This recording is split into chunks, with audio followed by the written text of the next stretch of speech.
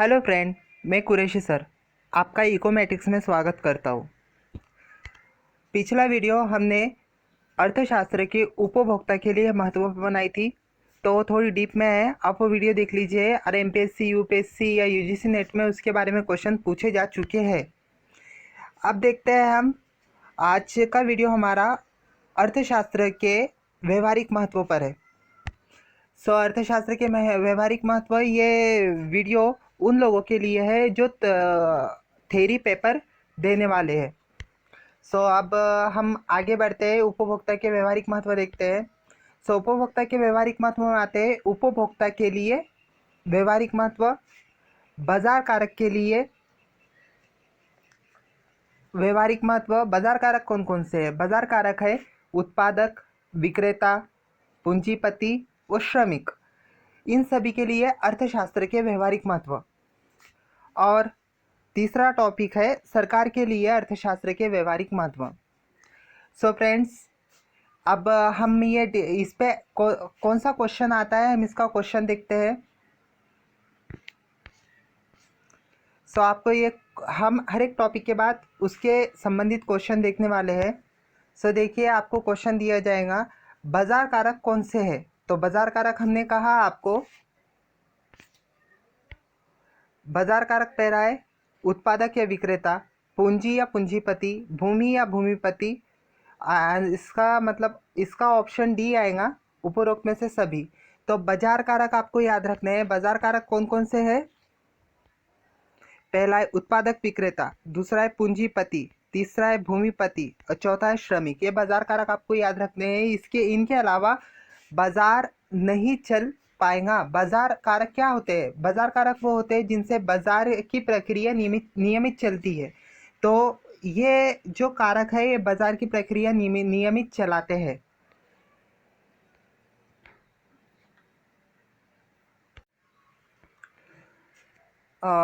अब हम देखेंगे उपभोक्ता के लिए अर्थशास्त्र के उपभोक्ता के लिए महत्व। हमने जो पिछली वीडियो बनाई थी उसमें डीप में दिया है। आप उपभोक्ता के अधिकार, कर्तव्य और जो अधिकार उपभोक्ता के संरक्षण के कानून है, सारे वो उस वीडियो में दिए हैं। आप वीडियो देख लीजिए। अब हम शॉर्ट में देखेंगे। उपभोक्ता के लिए महत्वपूर्ण इसीलिए है अर्थशास्त्र क्योंकि इसमें उपभोक्ता के अधिकारों का, उपभोक्ता के कर्तव्य का और उपभोक्ता के संतोष का अध्ययन किया जाता है। उसी के साथ साथ उपभोक्ता के व्यवहार का अध्ययन किया जाता है, जिसमें उपभोक्ता की बचत का भी अध्ययन किया जाता है। अब देखिए प्रश्न कैसे आ सकता है इसके बारे में।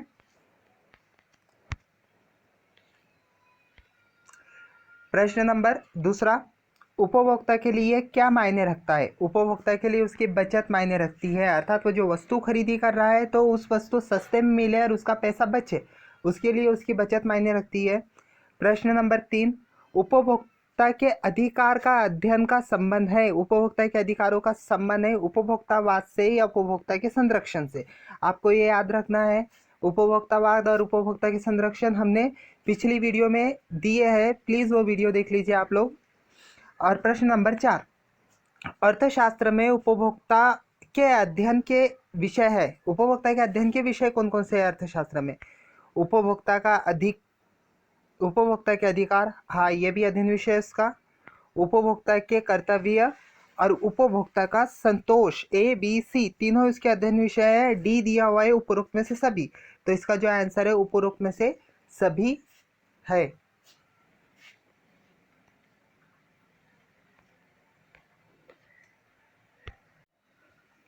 अब आगे बढ़ते हैं, देखते हैं उत्पादक के लिए अर्थशास्त्र के महत्व क्या है। देखिए, उत्पादक हमेशा अतिरिक्त नफा पाने की कोशिश करता है। उत्पादक क्या करता है? हमेशा अतिरिक्त नफा पाने की कोशिश करता है। जो विक्रेता और उत्पादक होते हैं वो कम मेहनत में अधिक नफा पाने की कोशिश करते हैं, कम लागत में अधिक नफा पाने की कोशिश करते हैं। तो उत्पादक का केंद्र बिंदु रहता है नफा। इसके अध्ययन बिंदु क्या है? मतलब इसमें अध्ययन कौन कौन सी चीज़ के किए जाते हैं अर्थशास्त्र में? तो देखिए, उत्पादन की समस्या या उसका हल किया जाता है। हमने जो वीडियो तैयार की थी अर्थशास्त्र के कारक या घटक, तो उसमें उत्पादन की समस्याओं का अध्ययन हमने स्पष्ट किया है। वो वीडियो आप देख लीजिए, आपको पूरी तरह से उत्पादन की समस्या क्या है आपको समझ में आ जाएंगी। तो इसमें उत्पादन की समस्या वो उसका हल का अध्ययन किया जाता है। उत्पादन फलन का भी इसमें अध्ययन किया जाता है। उत्पादन फलन क्या है? Q equal to F in bracket A B C bracket complete. So ये क्यू मतलब उत्पादन है, एफ उसका फंक्शन है, उसका फलन है, ए बी सी उत्पादन के कारक है, भूमि श्रम भांडवल। आपको उत्पादन फलन के वास्ते भी हमने जो अर्थशास्त्र के घटक या कारक हमने ये वीडियो बनाई थी। सो उस वीडियो में आपको स्पष्टीकरण किया गया है, सो आप वो वीडियो देख लीजिए। अब दूसरा, उत्पादन की तकनीक का भी अध्ययन इसमें किया जाता है। अतिरिक्त नफा, उत्पादन और विक्रेता के लिए अतिरिक्त नफा मायने रखता है। अतिरिक्त नफा और बिक्री के सिद्धांत, इन सब का अध्ययन इसमें किया जाता है। इसीलिए जो अर्थशास्त्र विषय है उत्पादक के लिए महत्वपूर्ण है। अब इसका संबंधित प्रश्न देख सकते हैं। आपको कभी उत्पादक या उत्पादन के लिए महत्वपूर्ण जो प्रश्न देखने हैं, तो आप अर्थशास्त्र के कारक करके एक वीडियो है, आप वो वीडियो जरूर देखिए।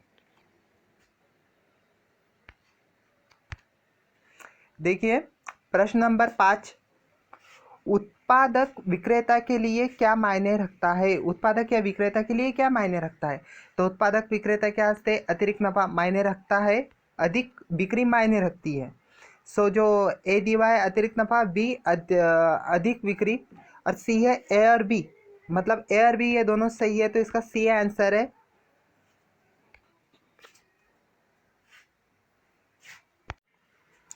प्रश्न नंबर 6, उत्पादन फलन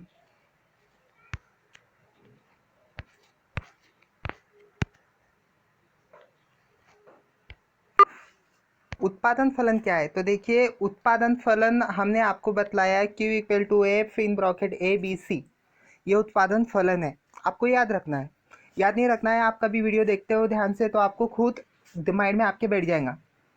प्रश्न नंबर 7, उत्पादन के अध्ययन विषय है। उत्पादन के अध्ययन विषय, उत्पादन फलन अध्ययन विषय है, उत्पादन तकनीक भी अध्ययन विषय है, अतिरिक्त नफा भी उसका अध्ययन विषय है। मतलब जो उसका डी है उपरोक्त में सभी, ये उसका ऑप्शन राइट आ जाएगा।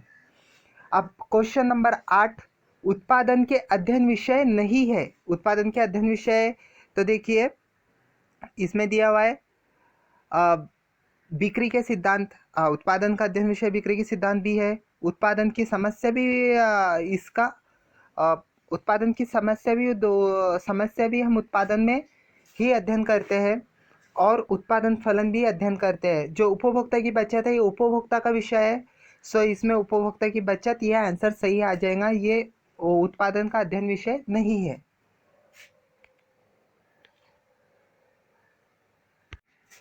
अब पूंजीपति के लिए अर्थशास्त्र के महत्व कैसे, मतलब क्यों है? तो देखिए पूंजीपति के लिए अर्थशास्त्र के महत्व इसलिए है क्योंकि पूंजीपति जो है ना बिजनेस में लोन देता है। जो बैंक वगैरह है वो एक तरह से पूंजीपति है, हमें जो पूंजी प्रोवाइड करती है।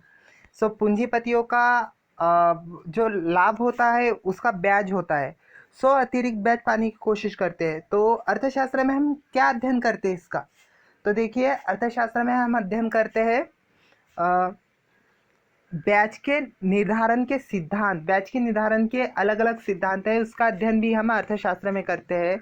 उसके साथ साथ ऋणों की मांग और पूर्ति के सिद्धांतों का भी अध्ययन हम इसमें करते हैं। जो ऋण है, लोन है, उसकी मांग और पूर्ति का अध्ययन इसमें करते हैं, जिसके कारण ब्याज निर्धारित होता है। फिर उसके बाद अतिरिक्त ब्याज के सिद्धांत का भी अध्ययन इसमें करते हैं। अतिरिक्त ब्याज अर्थात जो ब्याज की दर है उसकी दर से अधिक ब्याज लेना, उसका भी हम अध्ययन अर्थशास्त्र में करते हैं। अब हम इसके संबंधित प्रश्न देखेंगे। प्रश्न एक ही है इसके स्पेशली, पर आपको सभी याद रखना है। देखिए प्रश्न है, पूंजीपति के लिए क्या मायने रखता है? पूंजीपति के लिए ब्याज मायने रखता है, क्योंकि ब्याज ही चाहता है और उसका नफा, उसका प्रॉफिट ही ब्याज है।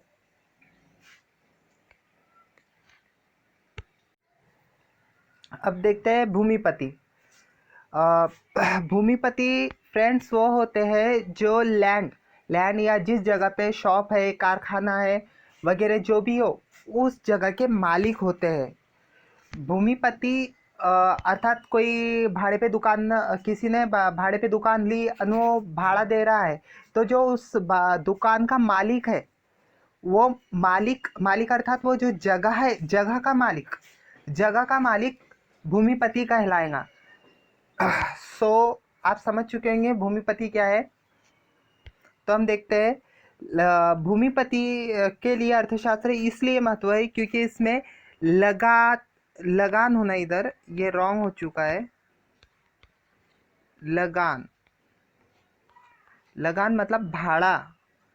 लगान के सिद्धांत और भूमि की उपज, लगात के सिद्धांतों का और भूमि की उपज का अर्थ होता है भूमि किस तरह से अधिक लगान दे सके, उसका अध्ययन किया जाता है।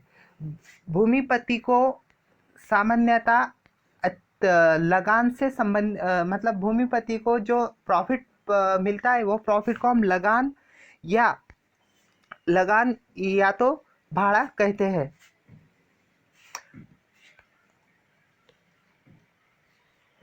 अब इसके संबंधित प्रश्न देखेंगे। प्रश्न छोटे छोटे फ्रेंड्स, अपन आपके लिए बहुत महत्वपूर्ण है। प्रश्न नंबर 10, भूमिपति के लिए क्या मायने रखता है? भूमिपति के लिए लगान या भाड़ा मायने रखता है।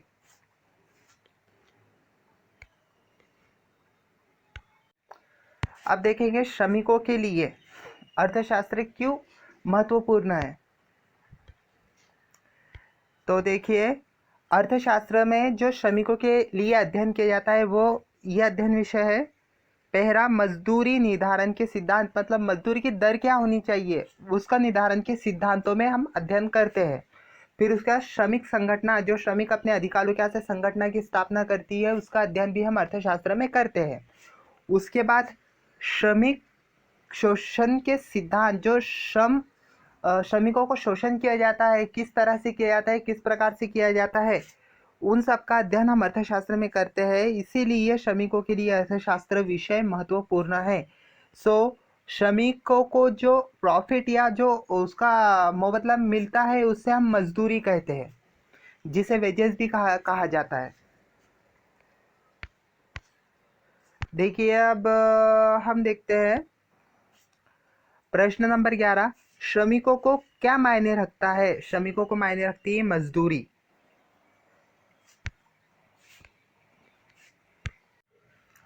अब देखते हैं सरकार के लिए अर्थशास्त्र क्यों मायने या रखता है या क्यों महत्वपूर्ण है।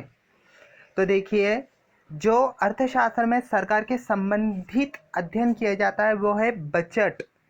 बजट मतलब एक वर्ष या 3 महीने का सरकारी आय व्यय का विवरण, मतलब सरकार कितना उत्पन्न कमाती है या आय कमाती है और कितना खर्चा करती है, इसका विवरण को हम बजट कहते हैं। बजट का अध्ययन अर्थशास्त्र में किया जाता है। उसके बाद सरकारी आय के सिद्धांत, मतलब उस सिद्धांत में बतलाया है सरकारी आय कहाँ कहाँ से प्राप्त होती है, जैसे करों से है, फिर करों के अलावा अन्य मार्ग है, उन सब से आय प्राप्त होती है। फिर उसके बाद का तीसरा अध्ययन किया जाता है सरकारी व्यय के सिद्धांत, मतलब सरकारी व्यय के सिद्धांत अलग अलग अर्थतज्ञों ने प्रस्तुत किए हैं, किस तरह से व्यय करना चाहिए और कहाँ व्यय करना चाहिए, मतलब कहाँ खर्चा करना चाहिए। उसके व्यय के सिद्धांत का अध्ययन भी हम अर्थशास्त्र में करते हैं। फिर उसके बाद अंतर्राष्ट्रीय अर्थशास्त्र, ये विषय सरकार के लिए महत्वपूर्ण है क्योंकि सरकार अंतर्राष्ट्रीय समझौते बनाते समय इस पर ध्यान देती है। जैसे अंतर्राष्ट्रीय व्यापार अर्थात अंतर्राष्ट्रीय व्यवहार कैसा हो रहा है, या अंतर्राष्ट्रीय वित्त, या अंतर्राष्ट्रीय से मतलब जो विदेश से कितना कर्जा आ रहा है और विदेश को हम कितना कर्जा दे रहे हैं, इन सब का अध्ययन इन दोनों विषय में किया जाता है। उसके बाद आर्थिक कल्याण का अध्ययन भी अर्थशास्त्र में किया जाता है। सरकार के लिए महत्वपूर्ण बात यह है कि वो समाज कल्याण करना चाहती है, तो समाज कल्याण के लिए महत्वपूर्ण है आर्थिक कल्याण। हम इन बातों का अध्ययन अर्थशास्त्र में करते हैं, इसीलिए सरकार के लिए अर्थशास्त्र महत्वपूर्ण है। इस पे प्रश्न देखेंगे। प्रश्न नंबर 12, सरकार के लिए क्या मायने रखता है? सरकार के लिए आर्थिक कल्याण मायने रखता है, क्यों कितना आर्थिक कल्याण कर सकती है समाज का। फिर उसके बाद प्रश्न नंबर 13, बजट क्या है? बजट एक वर्ष का सरकारी आय व्यय का विवरण है। एक वर्ष में सरकार कितना आय कर रही है, कितना व्यय कर रही है, उनका विवरण बजट होता है।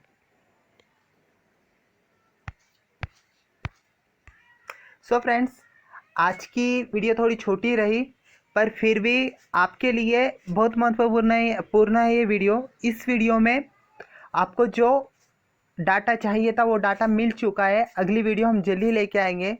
सो फ्रेंड्स, एक बार हम कहना चाहते हैं कि आप हमारी एकेडमी में प्लीज़ रजिस्ट्रेशन कीजिए। रजिस्ट्रेशन के लिए आपको कोई फ़ी देनी नहीं है, कुछ नहीं देना है। आपको सिर्फ इस व्हाट्सएप नंबर पर 8180847078 इस नंबर पर आपको आपका नाम और सिटी व्हाट्सएप करना है, जिससे हमें पता चल सके कि कहाँ कहाँ तक हमारी वीडियो देखी जाती है। और दूसरा, एक और बात है कि आपको कोई इकोनॉमिकल प्रॉब्लम होती है तो प्लीज़ आप जो ये हमारा व्हाट्सअप नंबर है, इस पे आप वो क्वेश्चन डालिए। हम उस पर वीडियो नहीं बना पाए तो आपके लिए हम टेक्स्ट मैसेज भी तो ज़रूर देंगे, जिससे आपकी स्टडी में कोई रुकावट ना आ सके। So friends, bye and good day.